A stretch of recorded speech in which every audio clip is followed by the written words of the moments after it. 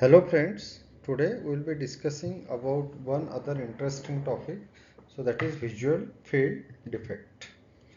So for visual field defect, before proceeding, we will be understanding what are the basis of various visual field defect in today's discussion. So for visual field defect, you need to understand the visual pathway. So what is the visual pathway?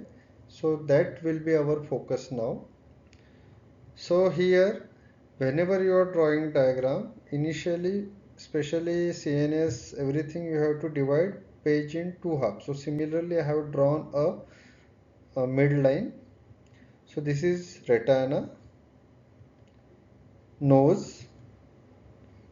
So nasal fiber, you can see nasal fiber of left side are crossing. Similarly, nasal fiber of right side are also crossing. So these are the temporal fiber. Again temporal fiber of this is the right side, so these are not crossing. From there,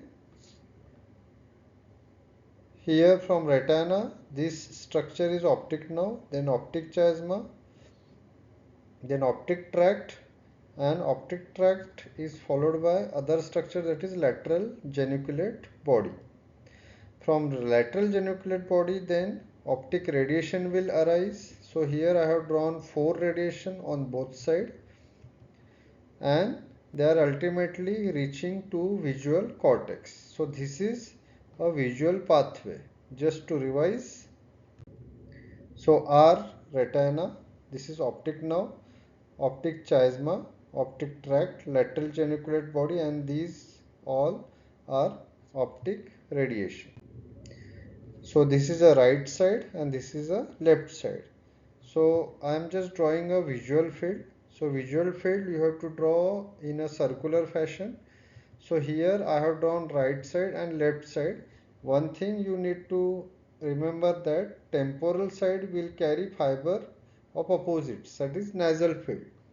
So if temporal fibers are affected, nasal field will be gone. So if nasal fibers are affected, then temporal side will be gone. This is the basic of all visual defect which we are going to discuss in today's class.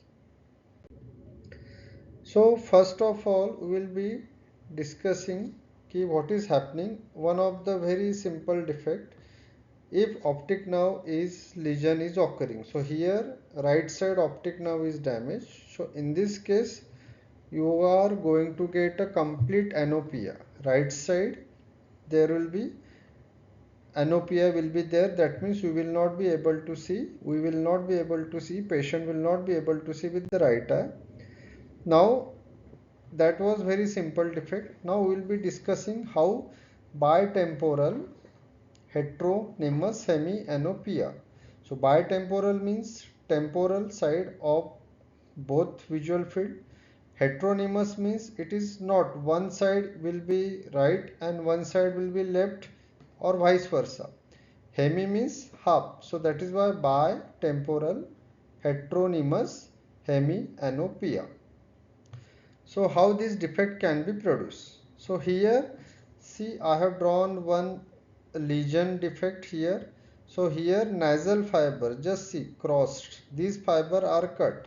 Now nasal fiber were carrying fiber of temporal side of both. So as a result of that, if you take left, temporal side is gone. If you take right, again temporal side is gone. So that is why this lesion will be known as bitemporal heteronymous hemianopia. Now again we will see this key what may happen if we just cut temporal fiber of both sides. So temporal carry nasal. So as a result of that, we will get binasal heteronymous hemianopia. So this is how you are going to get. So then we will be discussing what is the basis of left. Left means both side left. So this is the left of this left eye. This is the left of this right eye. Same side, so homonymous, half, so hemianopia. So here, what is the defect? Here see, this defect here I am just cutting optic tract. This was optic now, this was optic chiasma, now optic tract. Now this is cut. Now just see carefully. When you are cutting optic tract, what right side optic tract, just see this temporal fiber are damaged. Temporal fiber were carrying opposite side or left side vision, left side half vision of right eye. Other fiber which are cut are this nasal fiber of left retina. So this nasal fiber were carrying vision of opposite side. So again left side, this side. See, rays are coming like this. So they are carrying left side. So as a result of that, when right side this lesion is occurring here, both left vision will go. As a result of that, it will be called as left homonymous hemianopia. So then now similarly now I have given the defect in right side optic tract. So as a result of that, again just see nasal fiber here are gone. So they were carrying this side vision. Now temporal fiber are gone. They were carrying this side. They were carrying nasal side vision, this side. So as a result of that, it is known as right homonymous hemianopia.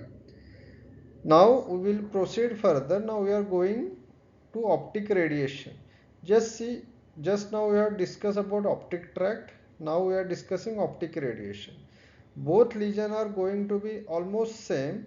Only thing, there is a macular sparing. Reason is that macula is having a very high representation. So for macular vision to be lost, large amount of damage should be there into the cortical pathway. So that is why here, beside after lateral geniculate body, whenever there is a lesion, macular sparing will always be there. So here just see, right side cut dissection, right side lesion is there. As a result of that, left homonymous hemianopia is occurring. Just see here, I have just shown macular sparing. So this was of right eye, so left side was going. Similarly, just see here of left eye, again left side is going. As a result of that, it is known as left homonymous hemianopia with macular sparing. Now we will be going little bit detail. So this again very easy. Here again optic radiation of left side is cut. So right homonymous hemianopia is going to occur with what? With macular sparing. So now we will go a little bit detail here. Just see here optic radiations, here I have divided into two groups, one this and one this. Now remember कि this particular fiber which are going through temporal, you can say temporal lobe, they are carrying the visual field of upper visual field. I am again repeating, these are carrying upper visual field. These are carrying upper visual field, both. Upper visual field are carried by these both. Okay. Now when it is upper visual field, only upper visual field, so what defect is going to occur? So supposingly I am just making a cut here. So in that case just see, this upper visual field is only gone of this particular half. So here upper visual field is going, upper half you can say, or quadrant to be precise. Here also quadrant is going to be affected. So that is how quadrantonopia is produced. Quadrant means 1/4 and anopia is produced. Reason is that see, it was carrying half and half of the upper is damaged. So that is why quadrant anopia. So this was a right side, this was left side quadrant tenopia. Now similarly, now I am just getting, I am just causing this fiber. Which fiber? This fiber were carrying field of lower visual field. These were carrying what? Lower visual field. So as a result of that, now just see here, this lower, they were carrying half, they are carrying half side, and of that half, lower is carried by this. So as a result of this quadrant will go also, this quadrant will also go. So as a result of that, you can call it as left homonymous quadrantanopia. Quadrantanopia. So this is how it is, these defects are occurring. So we will proceed further now. So just see here. Now I have cut left side fiber which were carrying upper visual field. So as a result of that, just see these both are getting, so here again quadrantopenia is produced. Now next we'll be just cutting this. So in this case again quadrantopenia, but they were carrying the fibers of lower side, lower visual field. As a result of that, this particular quadrant defect is there, and it will be called as quadrant anopia. So now just some of the other basic defect. Now there is one defect known as bilateral altitudinal field defect. Now whatever fibers are coming, upper retinal fiber, whatever fibers are coming from upper retina, they are ultimately going where? In the superior part of occipital cortex. This is a calcarine sulcus above. So since where these fibers were coming from upper retina, so again reverse, so they were carrying the fibers of lower field, lower half. So that is why in this there is a defect is produced like this. So if this particular part, that is this dark blue color defect is there, then this inferior altitudinal field defect will be there. And if you are just damaging, if red fiber, if red this just below the calcarine sulcus, if this area is damaged, then upper visual will be, altitudinal field defect will be there, which will be called as bilateral altitudinal field defect. So to summarize, whatever we have discussed, such ideal picture will not be common. How is the lesion? So for that you have to trace pathway up to the retina, then only you will be able to identify the lesion.